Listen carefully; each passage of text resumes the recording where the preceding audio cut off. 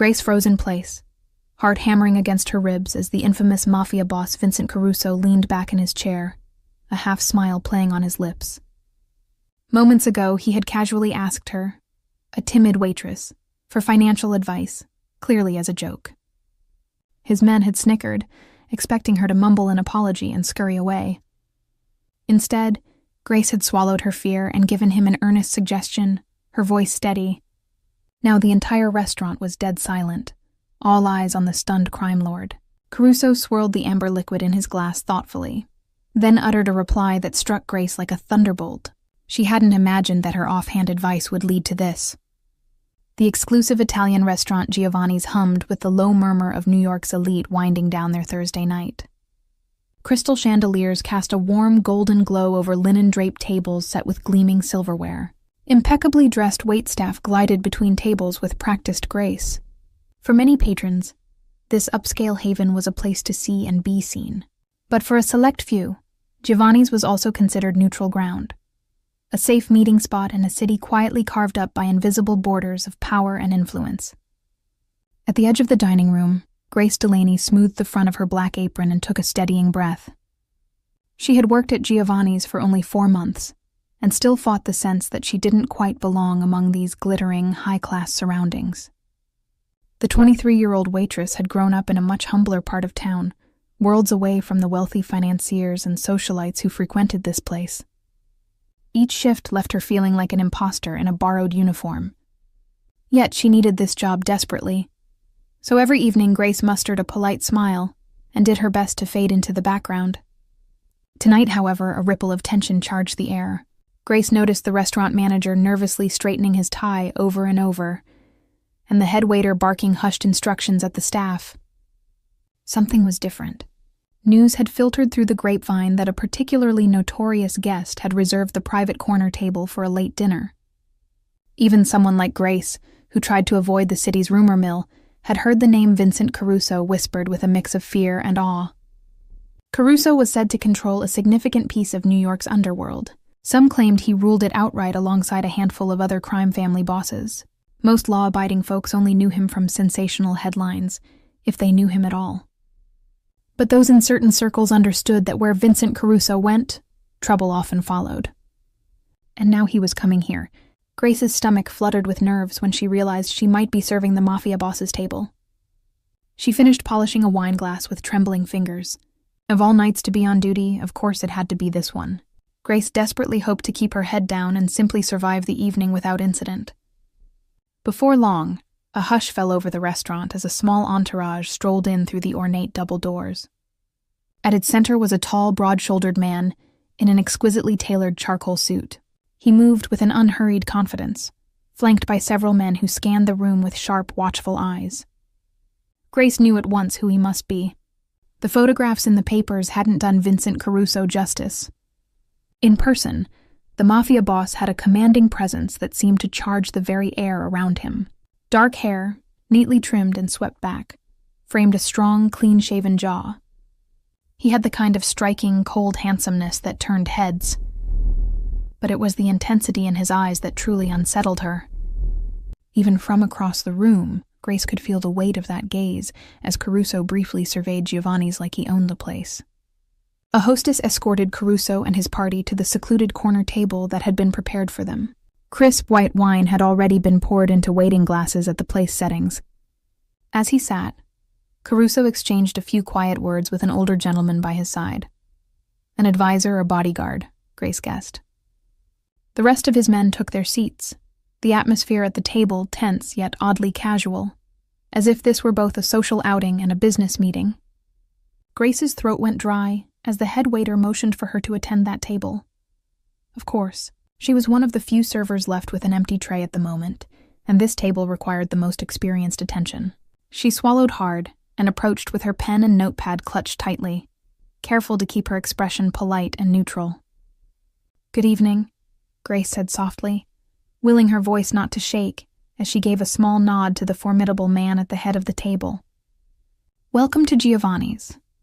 My name is Grace, and I'll be taking care of your table tonight." Her eyes flickered over the group cautiously. Vincent Caruso's steel-gray eyes lifted to Grace, pinning her in place. Under that piercing scrutiny, she felt almost like a butterfly pinned under glass. But he merely gave a curt nod of acknowledgement, allowing her to proceed. Grace recited the evening's specials from memory, her practiced server's smile concealing her nerves. One of the men, a heavy-set guy with a shaved head, cut her off halfway through, barking his drink order without so much as a glance. "Whiskey. The Macallan neat, and keep them coming," he said. Another quickly added, "Make that too." Grace noted the orders with a quick scribble. The others murmured their preferences more politely, perhaps picking up on Caruso's silence and knowing better than to draw attention. Finally, Grace looked to Caruso himself. He had been studying her, one hand idly toying with the base of his wineglass. "And for you, sir?" she asked, amazed at how steady she managed to sound. The corner of his mouth lifted faintly. "Chianti Classico," he replied in a low voice that was surprisingly smooth. "Thank you, Grace." Hearing her name in his mouth sent a strange little jolt through her chest. She quickly bowed her head and stepped away to submit their orders, exhaling shakily the moment she was out of their immediate orbit. As she punched in the drink orders at the waiter's station, Grace's colleague and friend Molly sidled up beside her. Molly's eyes were wide. "You got that table?" she whispered, clearly referring to the Caruso party. Grace just nodded, not trusting herself to speak yet. Her hands were trembling slightly as she pressed the buttons on the register. Molly gave her a sympathetic wince. "Be careful, okay? I heard he can be unpredictable. Don't mess up any orders. And definitely don't spill anything on him," she added with a half-serious, half-teasing smirk. Grace mustered a tiny laugh. "Believe me, I intend to be a picture of perfection." Inside, her stomach was doing anxious flips. She knew Molly was trying to lighten the mood, but the warning was warranted. Vincent Caruso wasn't some regular VIP. He was potentially dangerous. A few minutes later, Grace returned to the private table with a tray of drinks balanced on her palm. She could feel the guarded eyes of Caruso's men following her every move.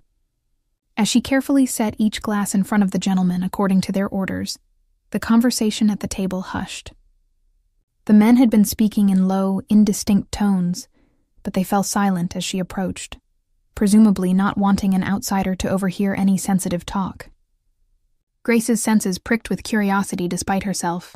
What sort of business did powerful criminals discuss over dinner? She pushed the thought away. Eavesdropping on Vincent Caruso was the last thing she should do if she valued her job. And possibly her kneecaps. She placed the 2 whiskeys in front of the impatient pair who had ordered them. They barely paused their murmured side conversation to mutter thanks. The older advisor received his glass of red wine with a polite nod to her. Lastly, Grace stepped toward Caruso, who watched her steadily. She gently set the goblet of deep crimson Chianti at his right hand. "Your wine, sir," she said quietly. Caruso's eyes flicked up from the wine to meet hers. "Grazie," he said, voice soft. "Thank you," in Italian. Grace recognized the word. She had spent a year in Rome during an abortive attempt at studying abroad, and picked up some of the language. The unexpected courtesy and use of Italian surprised her. She hadn't anticipated manners from a man with such a fearsome reputation. Caught off guard, Grace offered a hesitant smile before she could think better of it. Vincent Caruso tilted his head slightly, as if something about her piqued his interest. But he said nothing more, merely turning to give a pointed look at the man to his left. Taking the cue, the underling cleared his throat and reached into his suit jacket. "We'll take the 2001 Barolo with dinner," the man said to Grace, handing her the wine list back. Clearly, that was their choice of bottle for the meal. Grace nodded and promised to return shortly to take their food order after they'd had a chance to review the menus. Escaping once more to the periphery of the dining room, Grace allowed herself a slow exhale. So far, so good. She hadn't dropped anything or offended anyone. Caruso and his men were settling in, and with any luck they would dine and depart without incident. If only her nerves would settle. Grace peeked over now and then as she went about tending to her other tables. The Caruso party seemed to be engaged in quiet discussion while sipping their drinks. She noticed Vincent Caruso rarely spoke, mostly listening with an unreadable expression as his men murmured updates or opinions.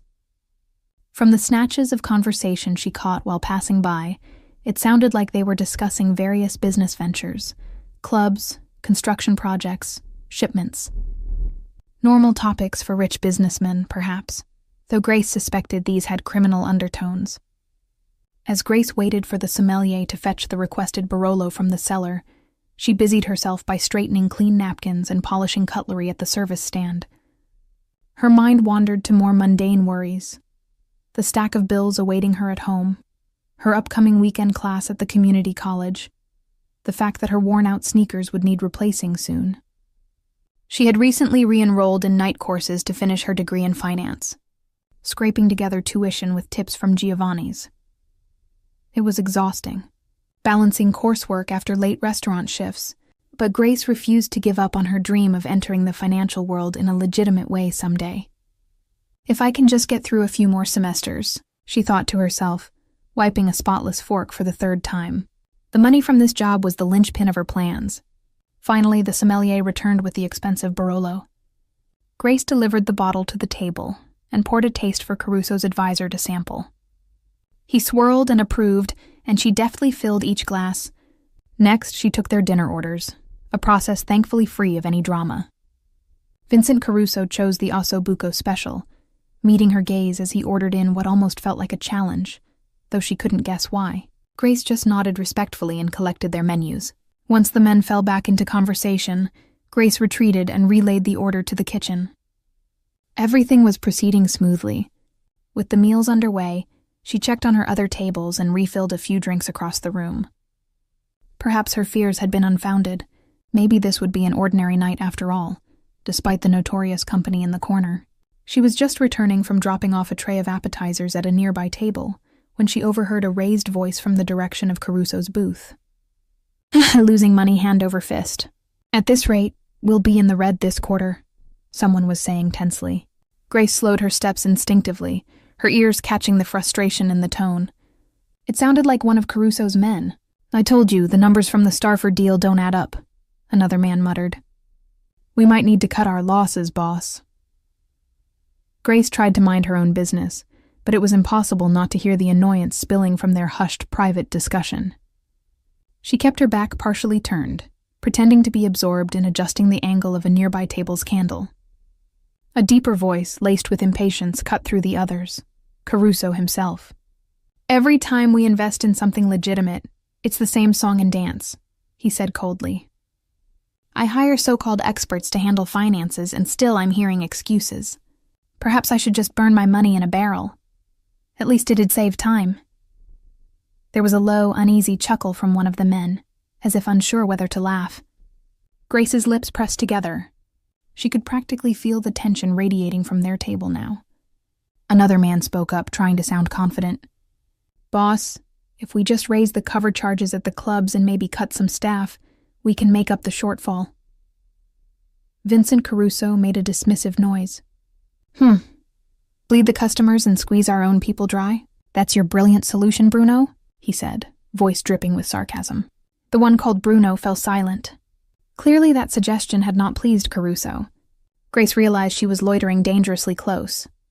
She should move away, but in that moment, Vincent Caruso's gaze flickered up and landed directly on her. She was still half turned away with her hand on the back of an empty chair. Their eyes met. His sharp and assessing, hers wide with alarm at being caught lingering. Miss, Caruso called out to her suddenly, his voice cutting across the low murmurs. Grace nearly jumped. Her mind raced. Had he noticed her eavesdropping? Was he about to have her fired for prying? Slowly, she turned fully to face the table, clutching her tray to her chest. Yes, sir? Did you need something? Grace asked cautiously. Vincent Caruso's expression was unreadable, that slight half-smile ghosting over his lips again. His men were all looking at her now, some with curiosity, others with annoyance at the interruption. Bruno in particular, the burly man who had suggested raising prices, was eyeing Grace with a frown. Caruso tapped a finger against the stem of his wineglass. Forgive me for pulling you into this, he said, but we seem to be having a little debate over here. He gestured vaguely at his companions. Tell me, Grace, and was it? What do you think a business should do if it's losing money? For a second, Grace was sure she hadn't heard him right. Had the city's most feared Mafia boss really just asked her, a random waitress, for business advice? and in such a casual tone, as if genuinely seeking her opinion. Her mouth opened, but no sound came out. This had to be some kind of test, or a trap. Her pulse thudded in her ears. Every instinct screamed at her to laugh it off, to say, "I wouldn't know, sir," and back away as quickly as possible. But in Vincent Caruso's expectant gaze, she sensed a challenge, and perhaps genuine curiosity. The other men at the table were staring at her, one or two with barely hidden smirks, anticipating her embarrassment. Grace flushed. They clearly expected her to stutter or say something foolish. She could feel Molly's eyes on her from across the room and remembered her friend's advice. Don't mess up. This was definitely not what Molly had meant, but the thought steeled Grace's spine. If she humiliated herself now, she might not only lose her job. Who knew how a man like Caruso would react? Perhaps honesty and straightforwardness would serve her better than cowering. Grace wetted her dry lips. Well, she began carefully, her voice quiet but growing steadier as she forced herself to speak. If a business is losing money, simply squeezing more out of customers or staff might only fix things short term. It could drive people away and hurt the business in the long run. A couple of Caruso's men exchanged looks. Bruno, the one who had made that suggestion and earned Caruso's scorn, folded his arms and glared at her openly now. Grace's cheeks burned, but she continued, addressing Vincent Caruso, though she could hardly believe she was doing so. Sometimes the issue isn't that customers won't pay or that employees aren't worth their cost, she said. Sometimes money is disappearing from somewhere in the pipeline. She paused meaningfully. It could be an accounting error, or someone taking a cut before the earnings are reported. At that, the faint amusement on Caruso's face faded, replaced by a keener interest. The table had fallen utterly silent. Grace was sure she'd gone too far. Why on earth had she practically insinuated in front of Caruso and his crew that one of them might be stealing? She braced herself for an explosion of anger. The eruption came, but not from Caruso. Bruno lurched forward, one beefy hand slapping the table. "What exactly are you implying?" He growled at Grace. His ruddy face darkened with either rage or anxiety, perhaps both. "You think we can't manage our own books? That's rich, coming from a girl who balances dinner trays for a living." Bruno. Caruso's voice cut through the man's words like a blade. Cold, quiet, but undeniably commanding. Bruno immediately closed his mouth, though his glare at Grace remained. Grace's heart was in her throat. She couldn't move, pinned by a mixture of fear and the adrenaline of what she'd just dared to say.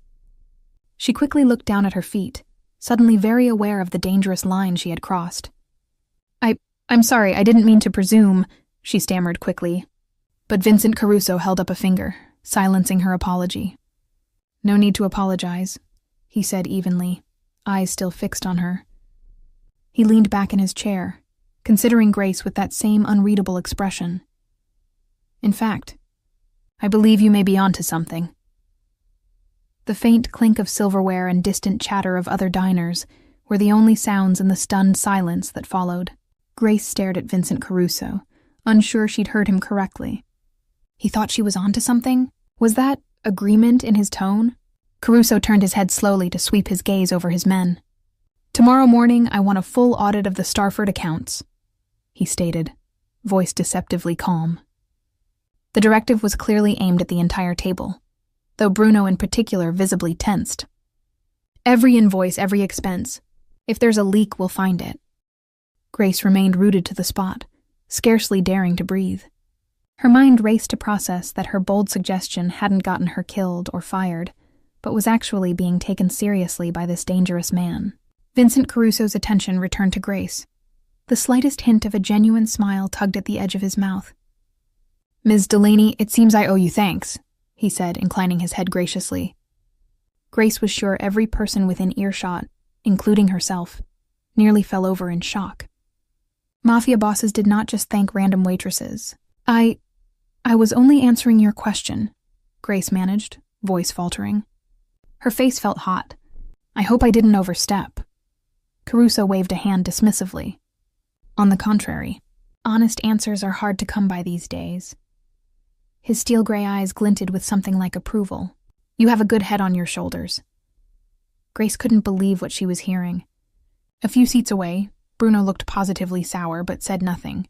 The others observed the exchange with interest and perhaps a touch of amusement. Then came the moment that truly left Grace lightheaded. Vincent Caruso leaned forward and addressed her directly in that low, commanding tone. "Tell me, Grace," he asked, "where did you learn about business and finance? You speak like someone with some expertise." Grace blinked. Was he actually asking about her background now, in front of his whole crew? She swallowed. I take night classes at City College," she said quietly. "I was studying finance at a university before but had to drop out. Now I'm finishing my degree part-time." She added hastily, "I'm not an expert or anything. I just pick up on some things." Caruso arched an eyebrow, interest evident. "Is that so?" It wasn't phrased as a question. He regarded her thoughtfully for a moment, fingertips pressed together. "A waitress who knows how to spot a balance sheet problem. Life is full of surprises." Grace's heart thumped. She gripped the edges of her tray to keep her hands from shaking. Was it her imagination, or did Vincent Caruso almost sound impressed? He exchanged a glance with the older advisor beside him, who gave a slight nod as if confirming something unspoken. Then Caruso's focus returned to Grace, and he said the words that would replay in her head for days. "Perhaps I could use someone with your instincts. How would you like to put that finance knowledge to use? Working for me?" Grace's jaw nearly dropped. A collective blink went around the table. Bruno coughed as if he couldn't believe his ears. One of the other men failed to hide a grin of surprise behind his hand. "Work for you?" Grace echoed dumbly. She was certain she must have misheard this time. "Her? Work for a mob boss?" Vincent Caruso actually chuckled, a low sound that made it unclear whether he was joking or not. "I'm in need of people I can trust. People with brains," he said. "It sounds like you might qualify on both counts." Grace felt her face go through a whole cycle of expressions: astonishment, disbelief, confusion. This had to be some kind of strange test or humor at her expense. She could hardly form a response. I don't," she stuttered, glancing around. Every man at the table was watching her intently now, and she realized she had to say something. "That's a very generous offer, Mr. Caruso," she managed carefully. "But I'm just a waitress, yes, I know." Caruso finished for her, still with that slight smile. "But clearly more than that, Grace opened her mouth, still utterly at a loss. Her tongue felt tied in knots. Was he serious? His expression looked calm and sincere, but who could tell? Her heart drummed wildly. Work for a mafia boss? Doing what, exactly? Handling blood-soaked money? That didn't exactly line up with her career goals in finance. And yet, part of her felt an undeniable thrill at the audacity of his suggestion. She realized Vincent Caruso was patiently awaiting her answer. So were all his men. Her gaze flickered to Bruno, who still looked like he'd bitten into a lemon. Intuition told Grace that accepting too eagerly might paint a target on her back with certain folks at this table. And truthfully, she had no idea what such work would even entail. "Maybe," she said weakly, "maybe we could talk about it later?" Caruso inclined his head, understanding the weight of her hesitation in this public setting. "Of course. Another time, then," he agreed smoothly. "Think it over." He reached inside his suit jacket. Grace tensed for a split second, but he simply pulled out a small black card holder. From it, he withdrew a business card and held it between two fingers. Grace gingerly stepped forward to take it, hoping no one noticed the tremble in her hand as she did. The card was thick, ivory-colored with embossed lettering. It displayed only a name, Vincent Caruso, and a phone number in elegant type. "No title, no company, and none needed. Our number is on there," Caruso said. Grace noted the subtle use of our, implying the number would reach his office or his assistant, perhaps. "When you decide you're ready to talk, call. I'd hate to see talent go to waste." His eyes bore into her, making clear that his offer was genuine. Thank you," Grace murmured. She slid the card carefully into the pocket of her apron, her mind still reeling. "Good." Caruso nodded once, then casually lifted his hand in a small gesture of dismissal. "That will be all for now, Grace." The sudden return to formality was almost jarring. Grace remembered abruptly that she was at work, and she'd been standing here entangled in conversation far longer than was appropriate. Heat rushed to her cheeks. "Oh, of course, sir. Enjoy your meal," she stammered. She retreated a few steps, her legs feeling like rubber, then turned and hurried off toward the kitchen, needing a moment away from those penetrating stares. Only when she was safely in the bustling kitchen corridor did Grace let out a breath she felt she'd been holding for 10 minutes. She leaned back against the wall beside a rack of clean plates, pressing a hand to her forehead. Did all of that just happen? Molly poked her head around the corner, eyes sparkling with curiosity. "Oh my God, Grace," she hissed. "I caught bits and pieces. Did he actually offer you a job, or did I imagine that?" Grace let out a shaky laugh. "I think he did. I'm not entirely sure myself." Molly's jaw dropped, then she grinned. "Girl, only you could turn waiting tables into a corporate recruitment by the mob." "Don't joke," Grace pleaded, though a disbelieving laugh bubbled out of her as well. Now that she was out of the spotlight, a sort of giddiness and relief washed over her. She hadn't embarrassed herself. In fact, she seemed to have impressed Vincent Caruso, and survived doing so. "I mean it, be careful," Molly said more seriously, gently touching Grace's arm. "This is probably not a normal job offer. Well, you know who he is." Grace nodded, sobering. "I know. Trust me, I know." She absently fingered the edge of the business card in her apron pocket. Part of her was inclined to toss it out and pretend this conversation never occurred. What business did she have even considering stepping one foot into that world? She'd worked hard to keep her life honest and her nose clean despite hardships. Yet another part of her, a small voice in the back of her mind, whispered that this might be a once-in-a-lifetime chance. A door unexpectedly cracked open. What lay behind it was uncertain. Opportunity, danger, or both. For now, she had to get through the rest of her shift. Smoothing her hair and straightening her apron, Grace forced her racing thoughts aside. The kitchen had prepared the Caruso table's appetizers, and she needed to deliver them. When Grace emerged again into the dining area balancing a tray of antipasti, she found the tension at Vincent Caruso's table noticeably diffused. The men had resumed their low conversations, though Bruno sat stony-faced and silent. Caruso himself was chatting quietly with the older advisor, swirling his wine occasionally and appearing utterly at ease once more. As Grace served their dishes, bruschetta, a platter of fine cheeses and cured meats, the men thanked her curtly or with polite nods. Vincent Caruso caught her eye as she set down a plate of imported olives near him. "Thank you, Grace," he said softly, his tone cordial. If one didn't know better, it would seem like he was just another gracious patron, and she a favored waitress. "You're welcome, sir," Grace replied, lowering her gaze demurely. Her pulse quickened when he continued to watch her for a second longer than necessary. There was an undeniable spark of curiosity and regard in his eyes that hadn't been there at the start of the evening. Grace withdrew again, and the night moved on. She stayed busy with her duties, refilling drinks, bringing out entrees when they were ready, and doing her best to remain professional. Inside, though, her mind churned on the surreal exchange that had taken place. Each time she dared glance at the corner table, she found Caruso focused on his companions or on his meal, but a few times she caught one of his men, especially Bruno, throwing a dark look her way. She kept her distance and decided it was best to not approach unless summoned. Eventually, dessert and coffee were offered, but Caruso declined. It seemed they were wrapping up. Grace helped clear away their plates.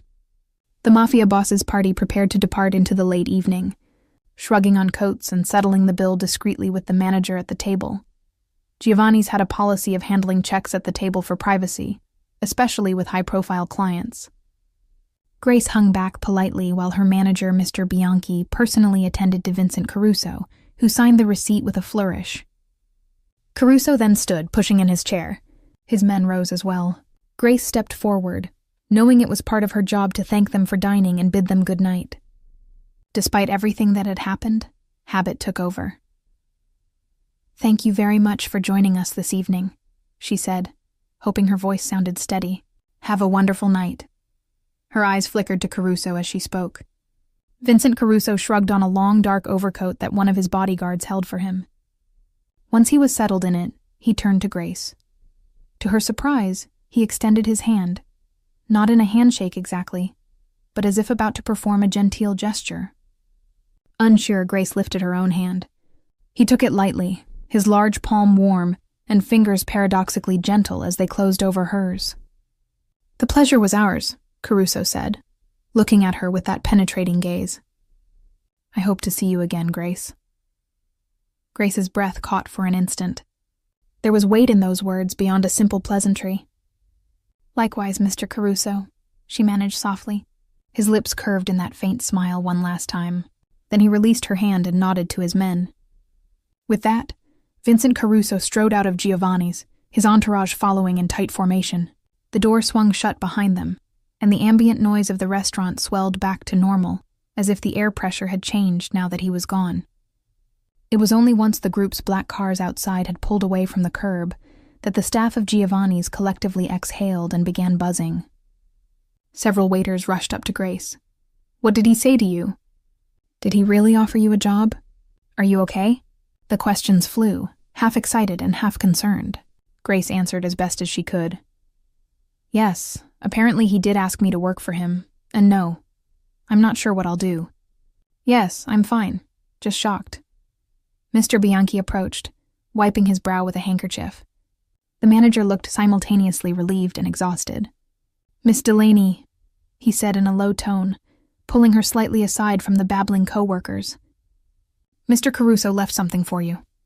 Grace's heart skipped. "Left something?" Bianchi held out an envelope, a thick, cream-colored one like those used for greeting cards. Her name was scrawled across the front in an elegant penmanship.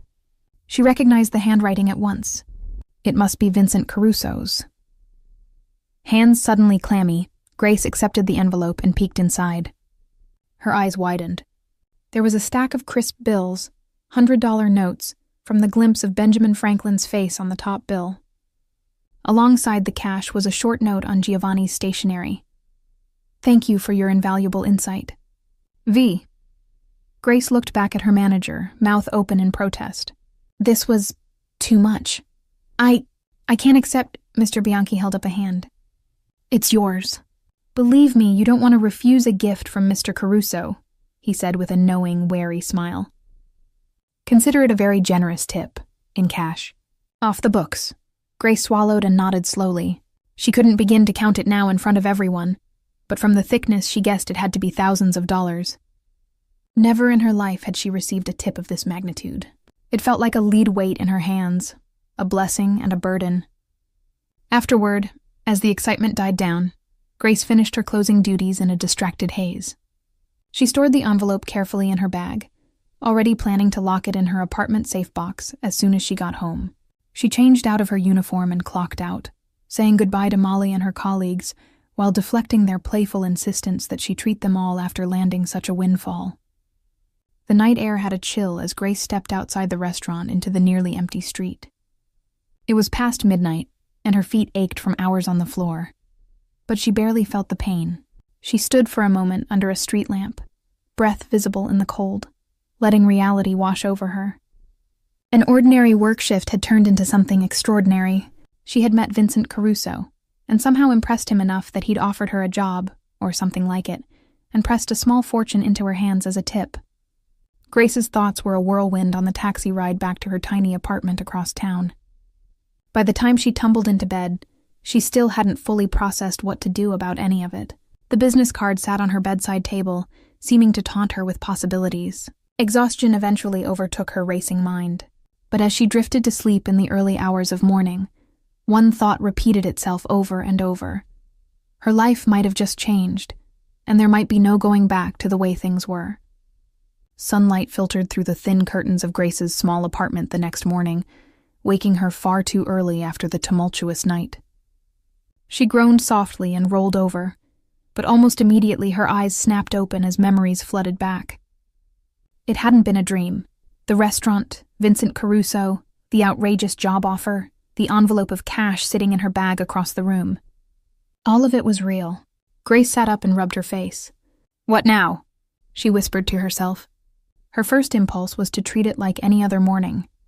Brew a cup of coffee, get ready for the day, maybe review her notes for her Saturday finance class. But normal routine seemed impossible. She padded over to her cluttered desk where she'd tossed her purse the night before. With a deep breath, she pulled out the sealed envelope. Sitting cross-legged on her bed, Grace carefully counted the money inside. $10,000! She let out a low whistle. It was more cash than she'd ever held in her life. It could pay 3 months of rent, her next semester's tuition, and still leave plenty for daily expenses. It was also undeniably Mafia money, a thought that made her uneasy. Grace set the bills aside and unfolded the little note Vincent had written. "Thank you for your invaluable insight," she read again under her breath. The initial V was penned in a bold, confident stroke. She traced it with her fingertip, biting her lip. Why did that single letter send a small thrill through her? She shook her head, trying to ground herself. After a quick shower and a much-needed coffee, Grace sat at her laptop. Maybe burying herself in something familiar, like finances, would help her think clearly. On a whim, she logged into her college's student portal to check her tuition balance, which was due next week. It was one of the many worries swirling in her mind lately. The screen loaded, and Grace nearly spat out her coffee. The balance due, Nunru. As of this morning, her tuition was marked paid in full for the semester. A notation read, "Payment received. Thank you." Her heart skipped a beat. There was no mistaking it. Someone had paid her tuition overnight. No, not someone. She could guess exactly who. Grace pressed a hand to her mouth, equal parts grateful and alarmed. Vincent Caruso must have had his people find out her school and student account. Maybe when she mentioned taking night classes, he'd taken it upon himself to... She stood abruptly, pacing her small living area. This was not a casual gesture. Paying thousands of dollars of her tuition without even asking, it was overwhelming. Generous, yes, and it would lift a huge burden off her shoulders. But it also meant he was serious about courting her skills. And perhaps he was making sure she had reasons to say yes. Her phone buzzed on the bedside table, startling her. Grace lunged and snatched it up, half expecting to see an unknown number that could be Caruso's. But it was her friend Molly. She answered, and immediately Molly's excited chatter came through. "Gracie, did you survive? What's going on? Spill everything. Have you called him yet?"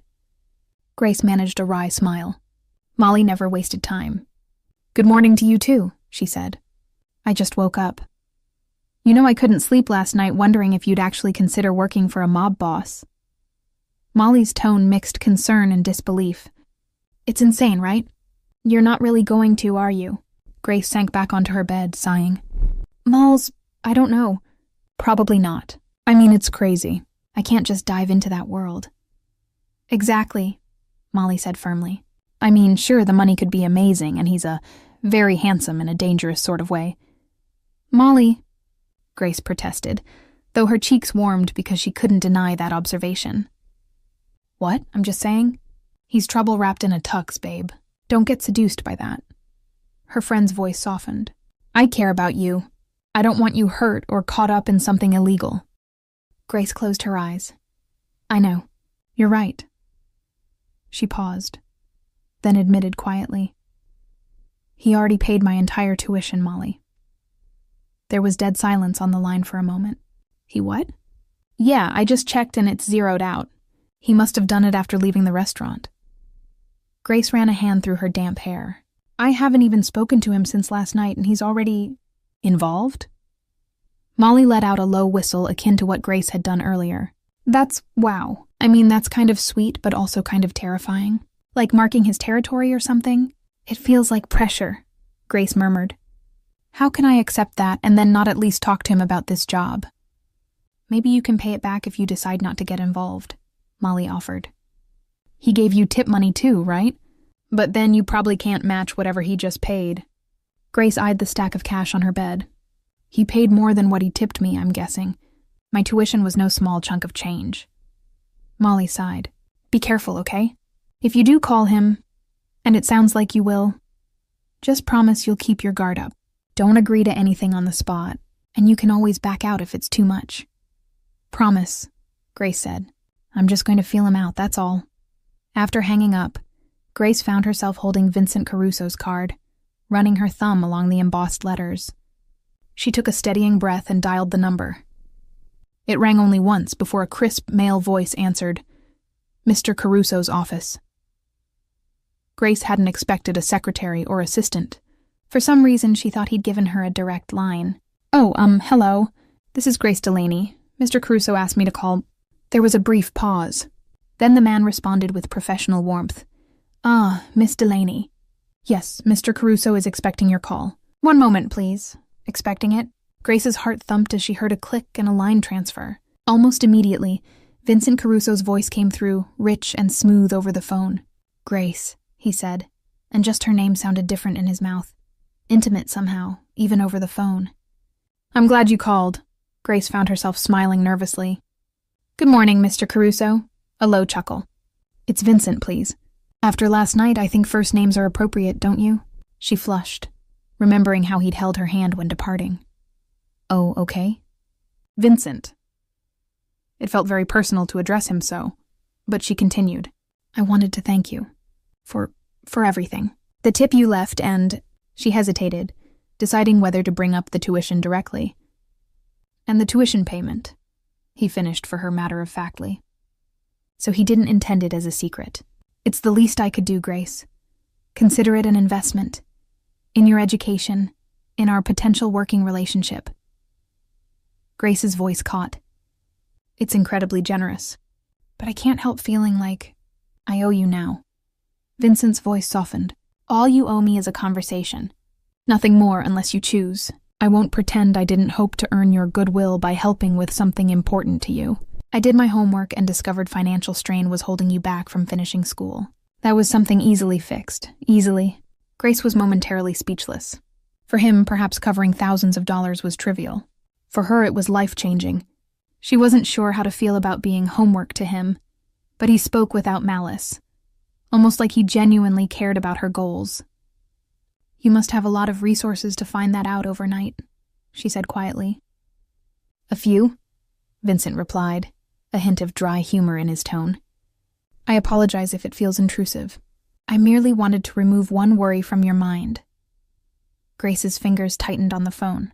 Thank you, she said sincerely. It was a big worry. I don't want to take advantage. You're not, Vincent interjected firmly. If anything, I am the one seeking to take advantage of your talents. Grace's breath caught. When he put it that way, it made her feel oddly valued, not exploited. You mentioned wanting to talk, she said, steering back to practical matters. About that. Job. Yes. His voice shifted into a businesslike cadence. If you're willing, I'd like to discuss some details in person. Perhaps over lunch today? I can send a car for you, or if you prefer, we can meet somewhere public. Lunch, Grace echoed, nerves fluttering in her stomach. Meeting him in daylight, one-on-one, she realized she wanted to, if only to see where this might go, and to thank him face to face. All right. Where should I come? I'll have my driver pick you up, say at noon. He offered. I promise I'm not spiriting you away. We can meet at my office or any location you choose. Grace chewed her lip. The idea of being picked up felt like ceding control, but she also had never been to his office and wouldn't know where to go. Your office is fine. Very good, Vincent said pleasantly. Please text the address where you'd like Tony, my driver, to meet you. I look forward to seeing you, Grace. Me too, she said softly, surprised to find she truly meant it. After hanging up, Grace realized her palms were slightly damp. She was really going to meet Vincent Caruso, not as a waitress serving him dinner, but as... What, a prospective employee? A consultant? Something more? She chose her outfit carefully as noon approached, wanting to look professional, but not overly formal. In the end, she settled on a simple knee-length navy dress and a light gray blazer with low heels. She hoped she looked more finance graduate than restaurant server. True to his word, a sleek black town car rolled up outside her apartment building just before 12 so. Grace had given an address a block away rather than right at her door, out of an abundance of caution. The uniformed driver stepped out and opened the rear door for her. Miss Delaney? Yes, Grace said, clutching her purse. You must be Tony. That's right, he said with a polite smile. Tony was a stout, middle-aged man with a kindly face. Not quite what she expected for a Mafia driver, though the bulge of a shoulder holster under his jacket didn't escape her notice. Mr. Caruso asked me to take you to him. Please watch your step. She slid into the plush leather back seat. The door closed and off they went, gliding through the city. Grace tried to steady her breathing. This was just a meeting, just a discussion. She recalled Molly's words and steeled herself to keep boundaries, to not get swept away by Vincent's charisma or generosity alone. The car eventually pulled up in front of a modern high-rise tower in Midtown. Tony escorted her through the lobby to a private elevator, using a security key to access the top floors. Clearly, Vincent Caruso valued privacy. When the elevator doors opened, Grace stepped directly into an expansive office suite, with floor-to-ceiling windows showcasing Manhattan's skyline.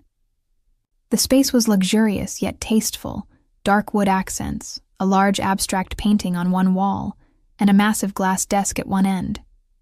A few men in suits stood discreetly near the edges of the room, likely security or staff. And there, looking out at the view with hands in his pockets, stood Vincent. He turned as she approached, and Grace had to remind herself to breathe. In the daylight, he was no less striking. He'd removed his jacket and tie, the top buttons of his dress shirt undone in a casual elegance. A faint smile lit his features as she entered. "Grace, welcome," Vincent said, striding forward. For a heartbeat, she thought he might greet her with a kiss on the cheek. An absurd notion. But he simply motioned to a seating area with a sofa and chairs near the windows. "I'm glad you came." "I almost didn't," she admitted lightly, trying to dispel her nerves with honesty. "But I figured I owe you at least a conversation." He chuckled. "Fair enough." He gestured to the sofa and she sat. Vincent took the armchair adjacent. Not too close, but near enough that his attention felt immediate and focused. He nodded to one of the hovering men. "Angelo, could you bring the documents and then give us the room?" The older gentleman, Grace realized it was the same silver-haired advisor from the restaurant, brought over a slim folder and placed it on the coffee table. He gave Grace a polite smile in passing, then quietly ushered the other staff out of the office, closing the heavy double doors behind them. They were alone, or at least, as alone as one could be in a building likely brimming with Caruso's security at every exit. Vincent leaned forward, resting his forearms on his knees. "I won't beat around the bush. After our discussion last night, I had my team do an in-depth review of the finances for the Starford project, the investment that was, as you heard, hemorrhaging money." He tapped the folder Angelo had left. The findings were illuminating. Grace folded her hands in her lap to stop from fiddling anxiously. "Oh?" Vincent's jaw tightened a fraction. "It appears you were correct to suspect a leak. Over the past 6 months, numerous expenses were falsified or inflated. Money was being siphoned off systematically." He flipped open the folder to show a printout of figures and transaction listings. Grace leaned closer, scanning the columns of numbers. Even at a glance, she could see patterns. Certain vendor names repeating with large payments, inconsistent cost reports. "How much was taken?" she asked softly. "A little over $2 million. Vincent's voice was controlled, but she could sense the anger simmering beneath. "Which, while not a devastating sum to my organization, is irritating." Grace blew out a breath. "That's a lot of money to vanish under everyone's noses." Vincent gave a humorless smile. "Indeed. My accountants should have flagged it sooner. I'll be having discussions with them as well." He paused, then said in a lower tone, "And with Bruno." Grace's stomach clenched. Of course. Bruno had essentially been in charge of that project's oversight. So it was him? Vincent drummed his fingers once on the folder. "All signs point to Bruno funneling funds to a shell company he controlled. He hasn't been formally confronted yet. I wanted confirmation before I proceeded." He looked at her meaningfully. "Thanks to you, I have it." Grace didn't quite know how to respond. She felt a rush of satisfaction that her hunch had been right, tempered by anxiety over what that meant for Bruno. And for her. Bruno's hostility the night before had been palpable. If he truly was guilty, he must have realized he was under suspicion after she spoke up. Vincent seemed to read her mind. "I've taken steps to ensure Bruno can't run. He believes we're having a routine meeting later today. He doesn't know we're aware of his theft yet." Grace nodded, her heart rate picking up. This was Mafia business now, likely a far more dangerous confrontation than a mere firing. What will you do to him?" she asked quietly, not sure she wanted the details. Vincent studied her face for a moment. "That's something I'll handle. You don't need to worry about it, which was a polite way of not telling her. Grace decided not to press. Part of her didn't want to know how Vincent Caruso dispensed with traitors. He closed the folder and sat back a little, eyes still on her. Now, as for you, Grace. She straightened almost reflexively under that intense gaze. Yes? I meant what I said. I could use someone like you. He tented his fingers thoughtfully. You have an intuitive grasp of finances and you're clearly intelligent. More importantly, you were brave enough to speak the truth in a room full of men who might have preferred you stayed quiet. That tells me you have a good deal of courage.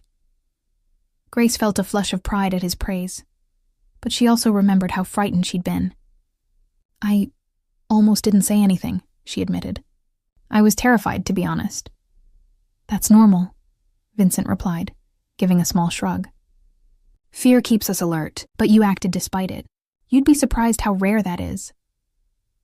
For a moment, a shadow crossed his expression, as if experience had taught him disappointment in others' cowardice or dishonesty.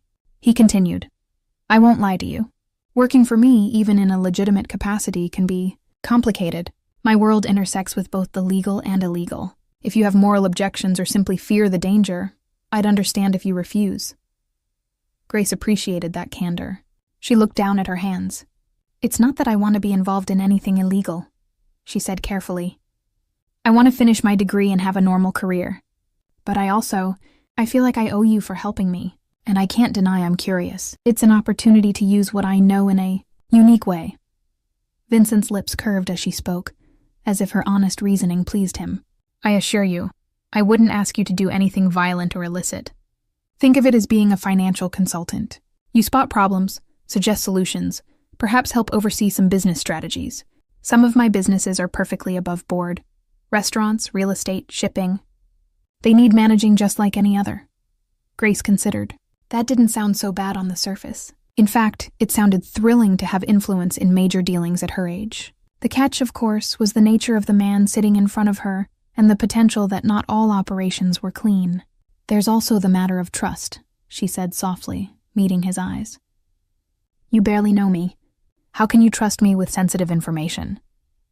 Vincent inclined his head. Fair question. I make it my business to know people I consider bringing close. He gave a faint smile. I took the liberty of looking into your background. Grace, everything I found confirmed that you're exactly who you seem. A hardworking, principled young woman trying to build a better life for herself and her family. Grace felt a slight chill at how easily he could have dug into her life. Family, she echoed. I only have my mom these days. My dad passed a few years ago. Vincent nodded, eyes gentle. My condolences. I read that he owned a small auto shop. He did, Grace said, surprised. She hadn't mentioned that to anyone at Giovanni's. He really had done research. He poured everything into it. When he died, we had to sell it and cover a lot of debt. She swallowed. That's partly why I dropped out of school that first time. I needed to help Mom. I understand, Vincent said softly, and from the look in his eyes, she believed he did. Loyalty and family mean everything to some of us. A brief silence fell. Grace felt unexpectedly moved that he'd bothered to learn about her struggles. It made her feel seen. She cleared her throat lightly. So if I were to work for you, what would you expect of me? And what about finishing my degree? Vincent spread his hands in a placating gesture. I wouldn't want to stand in the way of your education. We could arrange flexible hours around your classes, or even cover the cost for you to accelerate your studies if you want. He smiled wryly. I might be many things, but I'm not against higher learning. That earned a tiny laugh from Grace. She appreciated the answer. And in terms of work? He grew a bit more serious. Initially, I'd want your help reviewing accounts and investments, much like what you indirectly did last night. Looking for inefficiencies, identifying potential problems. Think of it as auditing with fresh eyes. His tone darkened a touch. Clearly, some of my current people haven't been as vigilant as they should. Grace nodded slowly. That didn't sound too scary. Poring over ledgers, analyzing budgets. In fact, it sounded right up her alley.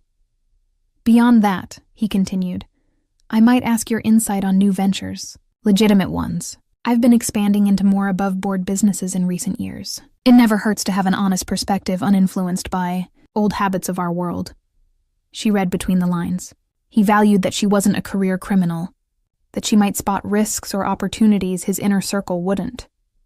It dawned on Grace that Vincent Caruso might genuinely be looking to steer some of his empire toward legitimacy, perhaps for stability or image, and he saw her as an asset in that direction. "This almost sounds too good to be true," Grace said, one eyebrow arched. "What's the catch, Vincent? People don't just pluck strangers from restaurants to become quasi-financial advisors overnight." Vincent's eyes glinted.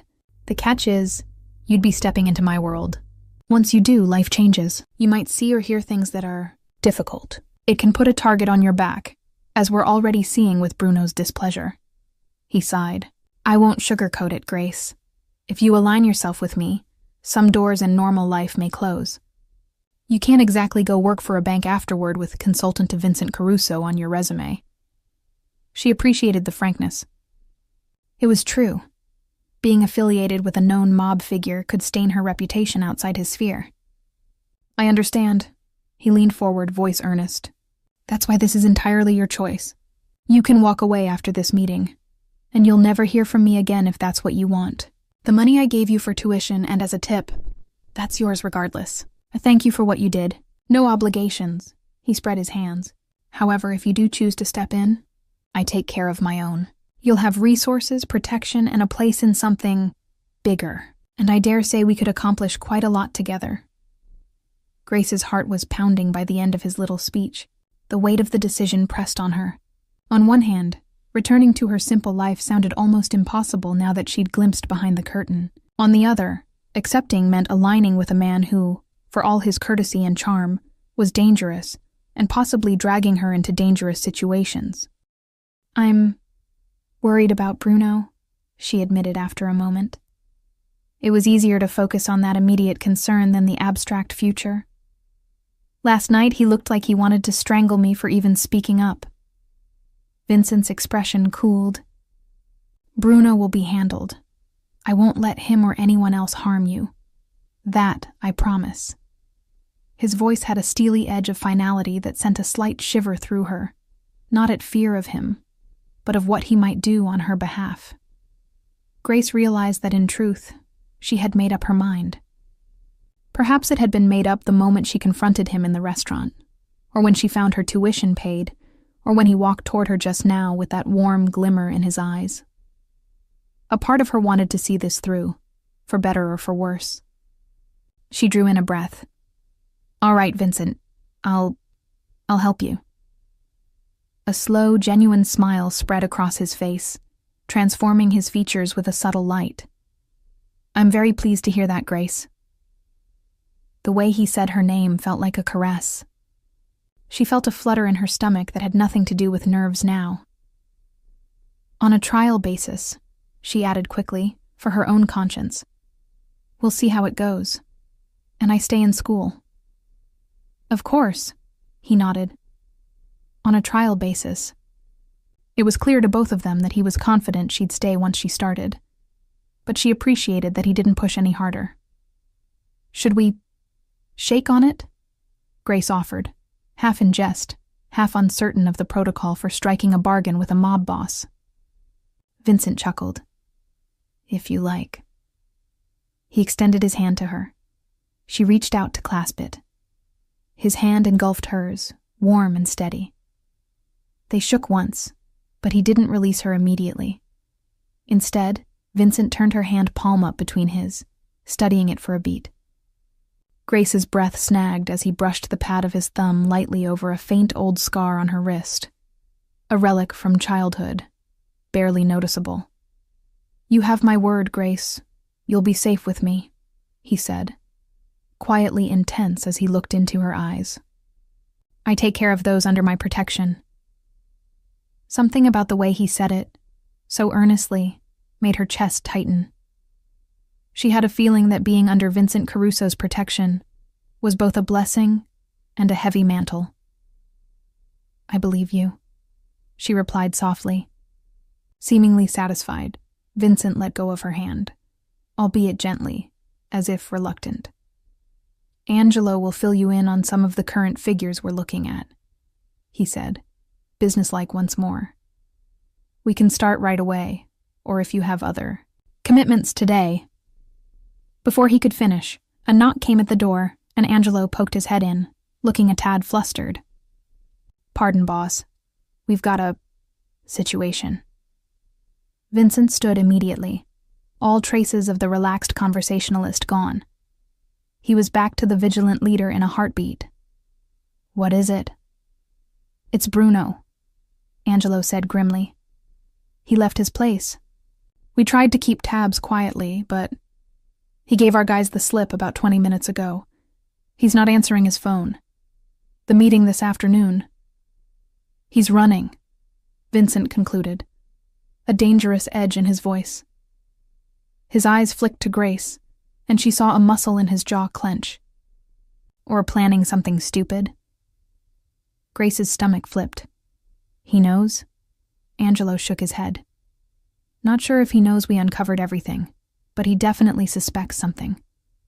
Perhaps your conversation last night spooked him more than we thought. He looked apologetic toward Grace. Vincent was already moving, shrugging on his suit jacket from where it hung over the chair. Secure the building and my schedule.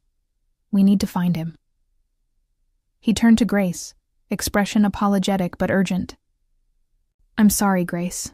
I need to handle this. I understand, she said quickly, rising to her feet. He hesitated, then reached out to lightly squeeze her shoulder. I'll have Tony drive you home. Take the rest of the day. Gather anything you need to feel secure. I'd prefer if you stayed somewhere watched by my people until Bruno is dealt with. Grace's eyes widened. You think he might come after me? Vincent's face hardened. It's possible. I wouldn't put it past a desperate man. I'm going to ensure that doesn't happen. He looked to Angelo. Assign a detail to Miss Delaney immediately. She's top priority. Angelo nodded, already speaking softly into a radio. Grace's heart began to thud. This was spiraling quickly. Vincent, she began, feeling a surge of fear despite his reassurance. Vincent fixed her with a steady gaze, lowering his voice as if they were the only two people in the room. Trust me, Grace. Go home, stay alert, and let my men watch over you. I will take care of Bruno. You have my word. Something about his tone made her believe him implicitly. She gave a shaky nod. Okay. He nodded to Tony, who had appeared in the doorway, then back to Grace. I'll see you soon. And Grace, be careful. You too, she whispered. With that, she was whisked away by Tony, leaving Vincent Caruso and his men to the urgent hunt for their rogue associate. As the elevator doors closed, Grace caught one last glimpse of Vincent striding across his office, already barking orders on a phone, every inch the formidable boss once more. In the lobby, Tony guided Grace outside to the waiting car. Another man, tall and broad, subtly fell into step behind them. Miss, I'm Daniel, he introduced quietly. I'll be shadowing you for security. Grace managed a thankful smile. It was all happening so fast. Minutes ago, she had been accepting a job. Now she was under guard because someone might want her dead. Her rational mind struggled to catch up, but she forced herself to remain calm. On the ride back, Grace peered out the window, half expecting to see a tail or some sign of Bruno lurking. Nothing obvious appeared, but Daniel's vigilant eyes scanned every intersection. Tony left her with Daniel at the entrance of her apartment building. I'll be nearby if you need anything, the driver assured. Daniel followed her all the way to her apartment door on the 3rd floor, checking corners in the stairwell as they went. Though feeling a bit surreal about having a bodyguard, Grace was grateful for his presence. She offered him coffee, which he politely declined, stationing himself just outside her door in the hallway. Inside, Grace tried to occupy herself. She packed a small bag with some essentials and important documents in case she couldn't stay here for a while. Vincent had suggested she might want to relocate temporarily, perhaps to a hotel or safe house under his protection. That thought made her uneasy, but Bruno on the loose was far worse. Evening fell without news. Grace texted her mom to check in and tried to sound normal. She didn't mention anything about mob bosses or danger, of course. Just hearing her mother's relieved update that work was fine and she was making dinner made Grace yearn for simpler problems again. By nightfall, Grace was jumpy at every distant sound from the street below. Daniel remained a reassuring, solid presence outside, trading off briefly with another man around 8 p.m., which she only knew because she heard low voices and peeked through the peephole to see a new guard take position. She found herself checking her phone repeatedly, wondering if Vincent would call with an update. She hated feeling like a damsel in distress waiting in a tower, but realistically there was little she could do. Finally, around 9 p.m., her phone buzzed. A text from an unknown number. "Everything's fine here. How are you holding up, V?" Grace released a breath she hadn't realized she was holding. The simple message brought a smile to her face. He must have been too busy to call, but he still checked on her. She replied, "I'm okay. A bit restless. No sign of trouble. Hope you're safe." Almost immediately the reply came, "Safe and sound. Bruno's being taken care of as we speak." She read that twice, unsure if "taken care of" meant what she thought. Likely. A shudder ran through her, whether of relief or apprehension, she couldn't tell. "Thank you, Vincent, truly." She tapped out. He responded with a final message. "Get some rest, Grace. I'll see you tomorrow." Tomorrow. She wondered if that meant Bruno would be out of the picture by then. Part of her felt relief, part guilt that a man's fate, even a criminal who'd threatened her, was being sealed partly due to her actions. But Bruno had made his choices, and she had to live with hers. Locking up for the night, Grace finally crawled into bed, fatigue washing over her. What a 2 days it had been. As she closed her eyes, she dared to feel a spark of optimism through the anxiety. Perhaps tomorrow this frightening chapter would close and a new one would begin with clearer skies. She hoped so. Little did Grace know, the storm had one more act left before the dawn. Grace awoke to the sound of a heavy thud against her apartment door. For a disoriented second, she thought she'd imagined it. The clock on her nightstand glowed 1:13 a.m. She sat up, heart starting to pound. Another muffled impact came, followed by a low groan. It sounded like Daniel, the guard, in pain. Fear jolted her fully awake. Something was very wrong. She scrambled out of bed and instinctively reached for her phone. Just as her fingers closed around it, the door burst open with a crash. Splintered wood flew as the chain lock gave way. Grace let out a scream, but it was cut short when 2 dark-clad figures lunged into her bedroom. She fumbled to dial Vincent's number, but a gloved hand snatched the phone from her grasp before she could hit call. "Going somewhere?" a sneering voice hissed. Grace stumbled back, only to feel a second man grab her arms from behind. She kicked and twisted desperately. "Let me go!" she cried. Panic surged. Where was her guard? She saw a third shape in the hall. The outline of Daniel slumped on the floor, unmoving. The man restraining her pinned her wrists painfully. "Feisty," he grunted. "Tape her." A roll of duct tape was produced. Grace thrashed, but the first thug forced a strip over her mouth, muffling her screams. Her hands were yanked behind her and bound tightly with more tape. Her eyes burned with helpless tears. This couldn't be happening. "Boss wants her in one piece," one man said. "Careful." Boss. That single word chilled Grace's blood. It had to be Bruno. He must have orchestrated this. Despite Vincent's precautions, Bruno had slipped through. They hauled her out of the apartment. Grace's bare feet skidded on the hallway tiles as she tried to dig her heels in. It was useless. The men were too strong. Daniel was sprawled by the door with a bleeding gash on his forehead, but she saw his chest rise. At least he was alive. She prayed he'd wake and raise an alarm, but they were already dragging her toward the stairwell. The building was quiet, most neighbors long asleep. One flight down, The men shoved her through an emergency exit to the back alley. A van idled there, side door open. Grace's muffled cries went unheard as she was lifted and thrown into the back. The door slammed, plunging her into darkness. Within seconds, the van roared off. Grace, hands bound and mouth gagged, tried to steady herself as the vehicle swayed and turned through the city streets. Her mind raced in terror. Stay calm. Think, she urged herself, fighting against a wave of despair. Vincent would realize something was wrong. But would it be too late? She thought of his promise to protect her.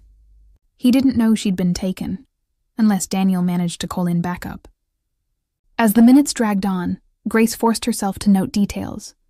The van made several turns, heading perhaps toward the industrial side of town. She felt the road surface change to something rougher, maybe a warehouse district with old cobblestone loading areas. The van slowed and eventually stopped. The back door yanked open, revealing the harsh glow of floodlights. One of the thugs climbed in and grabbed her by the shoulder, pulling her out. Grace blinked in the sudden brightness. They were in a large garage-like space, a warehouse interior. Stacks of crates cast long shadows. A few other armed men stood around, and there, pacing in front of an office partition with a pistol in hand, was Bruno. Grace's heart lurched with hatred and fear at the sight of his ruddy, contorted face. He looked like a man pushed past his limits, sweat beading on his brow, eyes wild. He stalked toward her as the henchman held her in place. "You!" Bruno spat, looking her up and down. The little nobody who started this whole mess. Grace glared back, though tears of anger sprang to her eyes. She tried to shout at him through the tape, but it came out as a muffled noise. Bruno sneered. "What's that?" "Can't hear you." With a cruel smirk, he nodded to one of his goons. The man stepped forward and ripped the duct tape off Grace's mouth in one swift motion. She gasped at the sting on her lips. "You won't get away with this," she said hoarsely, trying to keep her voice from trembling. Mr. Caruso will what? Save you?" Bruno cut her off, laughing sharply. "I wouldn't be so sure. By the time he figures out where you are, we'll be long gone." He leaned in close, his breath hot and sour on her face. "If he finds you at all, that is." Grace refused to give him the satisfaction of seeing her cower. "He's coming for you, Bruno," she said, forcing conviction into her tone. "You're the one who should be scared." That earned a backhanded slap across her cheek that sent her reeling. Stars burst in her vision as pain blossomed. Bruno grabbed her chin roughly. "Listen, you little brat. I had a nice setup running until you stuck your nose in. Years of skimming a bit off the top, and that high and mighty Caruso never noticed. Then you, a damn waitress, come along and ruin everything in one night." He released her with a shove. Grace caught herself, breathing hard. "So it's true," she said bitterly. "You were stealing from him all along." Bruno scowled, waving his gun carelessly. "That pompous bastard never appreciated me. I built half of our operations in that sector, and he still treated me like expendable help. So what if I took a cut? I earned it," his face twisted. "But thanks to you, he had it out for me. Tried to set a trap this evening. Thought I wouldn't notice." Bruno barked another humorless laugh. "I slipped him easily. And now I've got his prize pupil as insurance." Grace's stomach churned. "You're going to use me to bargain?" Bruno shrugged. "Maybe. Caruso's predictable in some ways. He has that old-fashioned honor about women. He'll trade himself or money for you, I bet. And I'll be waiting." He nodded toward a metal support beam. "Tie her there. And gag her again. I've heard enough of her voice." Rough hands forced Grace to a pillar and looped rope around her upper body, securing her tightly to the cold steel. She winced as the cords bit into her arms over the tape binding her wrists. Another strip of tape was plastered cruelly across her mouth, silencing any further retorts. Bruno stepped back to admire their handiwork. "Comfortable?" he jeered. Grace's chest heaved with panicked breaths. She could barely move a muscle. One of Bruno's men approached. "Boss, what's the play? We really calling Caruso here? It's risky. He could bring an army." Bruno gave him a hard stare. "Of course he'll have backup. That's why we have leverage." He jerked his gun toward Grace. "We'll set terms he can't refuse. Once he's here, we use her to keep him in line, then..." Well, accidents happen. Grace's blood ran cold. Bruno intended to kill Vincent, she had no doubt. And likely her too, once she outlived her usefulness. Bruno pulled out a phone and dialed. Grace's heart thudded. He was calling Vincent. She strained to remain calm. Perhaps this was Vincent's chance to locate them. The phone was likely untraceable, but if only she could make a noise or clue. The tape over her mouth stifled any scream. Her eyes darted around. On the ground near her feet lay a rusty screw that had fallen from the old beam. In a desperate thought, Grace began scraping the edge of her shoe against it, hoping to drag it loudly across the concrete floor. The shrill scrape of metal on concrete echoed faintly. Bruno shot her a glare and she went still, heart pounding. Hopefully the noise was enough for someone on the other end to catch. It was the only thing she could think to try. Bruno spoke into the phone, voice dripping with mock cordiality. "Vincent, good to talk to you, boss." Even from a few feet away, Grace could hear the faint, tinny sound of Vincent's voice responding sharply, though she couldn't make out words. Relief flooded her. He was on the line. Now, Bruno continued, circling near Grace as he talked. "No need for threats. I've got something of yours, and you've got something I want. Let's keep this civil for the moment, eh?" Grace closed her eyes briefly, focusing on Vincent's tone. He sounded furious, urgent. She hoped he was okay. Bruno's mention of a failed trap worried her. Bruno walked closer, and in a sudden move ripped the tape off Grace's mouth again, tearing a startled cry from her. He held the phone toward her face. "Say hello to your gallant knight, sweetheart." Grace's throat tightened. "Vincent?" she managed, her voice cracking with fear and emotion. "Grace." Vincent's voice came clearly through the speaker now. He sounded alarmed but steady. "I'm here. I'm going to get you out of this. Do you hear me?" Before she could reply, Bruno yanked the phone back. Enough," he sneered at the device. "You want her back alive, Vincent? Here are my terms. You're going to meet me alone. No men, no weapons. Bring $5 million in cash. Unmarked, small bills." He grinned, enjoying himself. "We'll do an exchange. The girl for you and the money. Then maybe I let you both live. Maybe I don't. But if I see any of your goons or suspect a trap, she's dead before you can blink." Grace felt tears slip down her cheeks, despair and terror threatening to overwhelm her. Vincent's voice came hard as steel through the phone. "Bruno, if you harm her—" "You're in no position to dictate," Bruno snapped. "I'll text you the location." 15 minutes. "And Vincent, I wasn't joking about coming alone. I'll know if you bring friends." With that, he ended the call. The warehouse fell silent save for Grace's ragged breathing. Bruno's men shifted uneasily. They clearly understood how volatile the situation was. Bruno exhaled as if bracing himself. He checked the cylinder of his revolver, then nodded to his crew. "Take positions. When Caruso comes, keep out of sight but guns trained. If things go south, we finish it." He glanced at Grace, bound to the pillar. "And if he tries anything funny, shoot her first." Grace's blood turned to ice. One of the thugs, a gaunt man with a snake tattoo on his neck, smirked at her as he took cover behind a crate, aiming a pistol in her direction. She squeezed her eyes shut, silently praying. "Vincent, please, be careful." The next quarter hour felt like the longest of her life. Every drip of water from the leaky roof and creak of metal echoed in the vast space.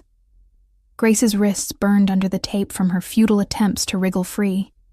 She had no way to warn Vincent of the ambush lying in wait. At last, distant footsteps approached outside. The small side door to the warehouse creaked open. Vincent Caruso stepped in, alone as demanded.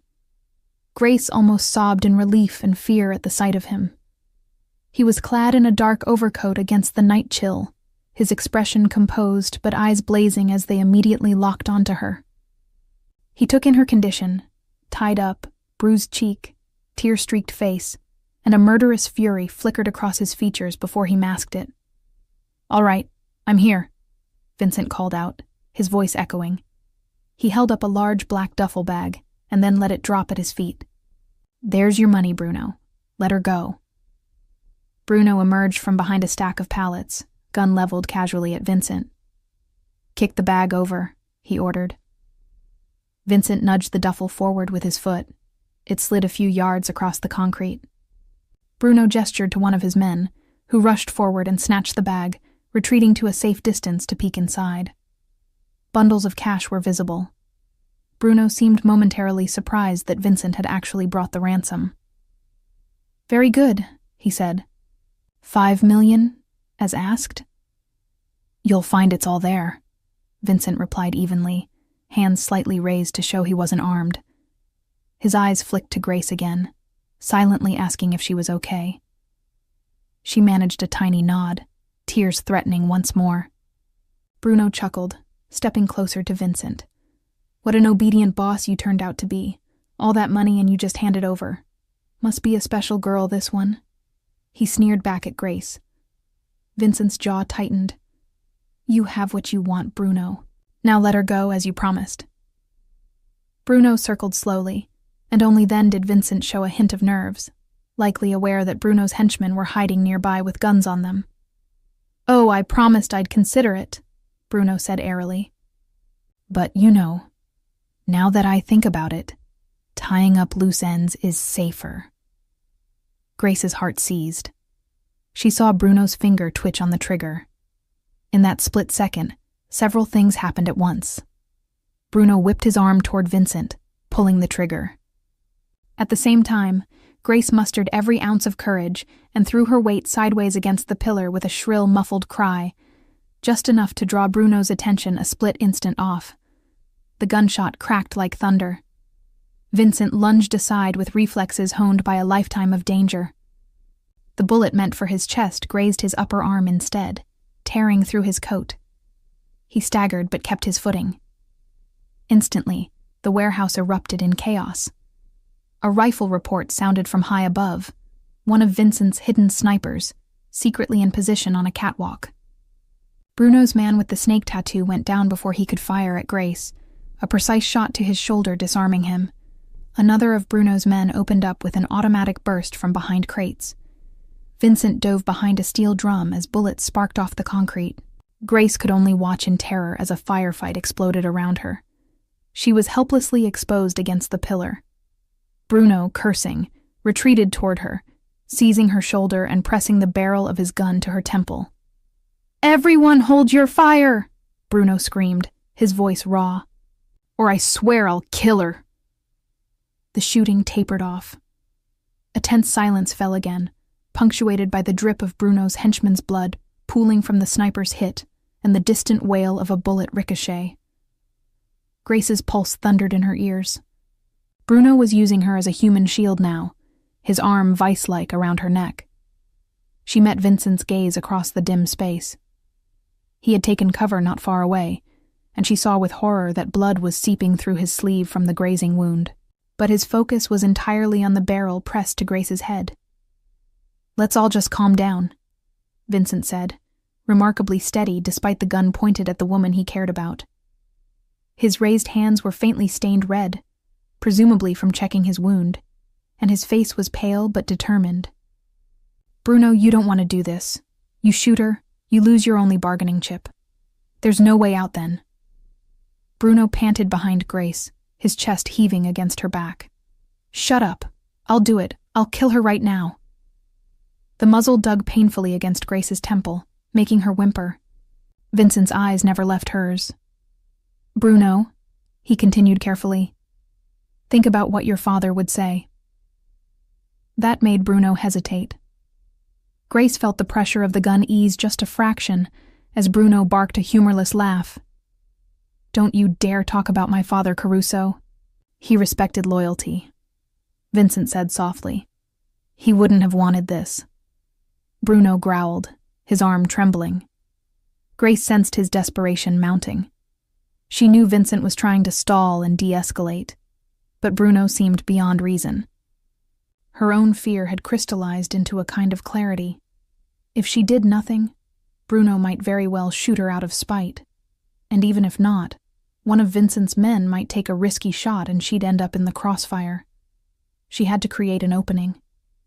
Trusting Vincent and raw instinct, Grace suddenly drove the back of her heel down onto Bruno's foot as hard as she could. At the same time, she flung her head backward. Her head struck Bruno's chin. He yelled in pain and surprise. His grip loosened just enough. In that blink, Grace tore free of his arm and dropped into a desperate duck. A single gunshot rang out. Grace hit the concrete floor hard, her shoulder exploding with pain, but she was clear of Bruno. Bruno stood for an instant, eyes wide with shock. A crimson rose blossomed on his chest, right where a sniper's bullet had found its mark. He staggered, the gun slipping from his fingers, clattering harmlessly to the ground. With a strangled gasp, Bruno collapsed onto his back. It was over as fast as it began. Grace lay on the cold floor, stunned, until strong hands gently turned her over. Vincent was there, dropping to his knees beside her, ignoring his own injury entirely. "Grace," he breathed, and within moments he had a knife out, slicing through the ropes that bound her to the pillar and the tape around her wrists. His hands shook just a little as he peeled the tape from her mouth for the last time. Grace sobbed in relief and flung her freed arms around him, clinging as if he might vanish. "I knew you'd come," she managed to choke out between sobs. The sheer relief of being alive and safe in his arms overwhelmed her. Vincent held her fiercely against him. "I'm so sorry," he murmured into her hair, his voice rough with emotion. "I'm sorry I let this happen to you." Grace pulled back just enough to meet his gaze. "It's not your fault," she whispered, reaching up to touch his face. Only then did she notice he was bleeding. "You're hit. You're hurt." "It's nothing," he assured her. Up close, the graze on his upper arm looked nasty but not deep. "Just a scratch." His eyes roamed over her frantically, checking for injuries. "Are you hurt?" "No," Grace said, though her cheek smarted and her body was sore all over. "I'm okay." Vincent exhaled a breath of profound relief and cradled her face between his hands. "I was so afraid," he admitted, his composure cracking. "When I realized Bruno had you, I thought I might lose you, Grace." Grace's heart swelled. She saw raw fear and affection in his eyes, and realized in that moment just how much he cared. "You saved me," she whispered. "You kept your promise." He managed a small, shaky smile. "Always." Behind them, Angelo and a few of Vincent's men were moving through the warehouse, disarming the remaining conscious henchmen and checking on the wounded. The immediate danger had passed, and Vincent's crew had clearly gained control. But Grace and Vincent were cocooned in their own world. Carefully, Vincent helped her to her feet. She swayed, and he steadied her, keeping an arm around her protectively. As they made their way toward the exit, Grace glanced back at Bruno's fallen form, where two of Vincent's men now stood over it, confirming the betrayal's grim end. She shuddered and turned her face into Vincent's shoulder to block out the sight. "Don't look," he murmured gently, guiding her outside. In the cool, pre-dawn air of the alley, emergency vehicle lights flashed blue and red. It seemed someone, perhaps a neighbor who heard the gunshots or Vincent's people, had alerted. The police. But Vincent's influence was already at work. A couple of officers nodded deferentially at him and did not interfere as he escorted Grace to a waiting car. Within minutes, they were driving away from the chaos, leaving Bruno's final gamble behind. Only when they were a safe distance away did Vincent finally sag back in the seat and pull Grace tightly into his embrace. She nestled against him, closing her eyes, absorbing the steady beat of his heart under her cheek. "It's over," he murmured, almost as if convincing himself. His lips brushed the top of her head. "You're safe now." Grace tilted her face up, tears glistening in her eyes. "Thank you, Vincent," she said softly, "for coming for me, for everything." He cupped her cheek with tender care. "There's nothing I wouldn't do for you, Grace. Don't you know that by now?" The intensity of his words sent a warmth coursing through her. Despite everything, the kidnapping, the terror, at this moment she felt an overwhelming surge of happiness and love. Maybe it was the adrenaline or the closeness of nearly losing each other, but Grace found herself rising up and pressing her lips to his in a gentle, trembling kiss. Vincent inhaled sharply, then answered her kiss with equal tenderness. His hand slid to the nape of her neck, holding her as if afraid she might disappear. The world around them fell away, No crime lords, no danger. Just the two of them confirming in one sweet, desperate kiss what words had yet to fully express. When they finally parted, Vincent rested his forehead against hers. Both of them were breathing unsteadily, but he was smiling. That rare, genuine smile that lit his gray eyes like silver in sunlight. Grace smiled back, a soft laugh of pure relief escaping her. "You're incredible," he whispered, brushing a tear from her cheek with his thumb. "You know that? You saved my life back there too," distracting him. "You're as brave as they come, Grace Delaney." She flushed, shaking her head modestly. "I was so scared." "Yet you still fought," he said, pride in his voice. "My little heroine." Grace's cheeks warmed at the endearment. She curled into his side, finally allowing exhaustion to overtake her as the adrenaline ebbed. Vincent held her close the entire ride back, never once letting go. 6 months later, a gentle summer sunset cast gold and pink hues over the city skyline. From the balcony of Vincent's penthouse, Grace watched the lights of Manhattan begin to twinkle one by one as dusk settled. In the reflection of the glass railing, she saw Vincent approach from behind, carrying 2 glasses of champagne. He offered one to her with a soft smile. "To new beginnings," he said. Grace accepted the flute and clinked it lightly against his. "To us," she added warmly. They sipped in comfortable silence for a moment, gazing out at the breathtaking view. So much had changed in 6 months that it still amazed Grace.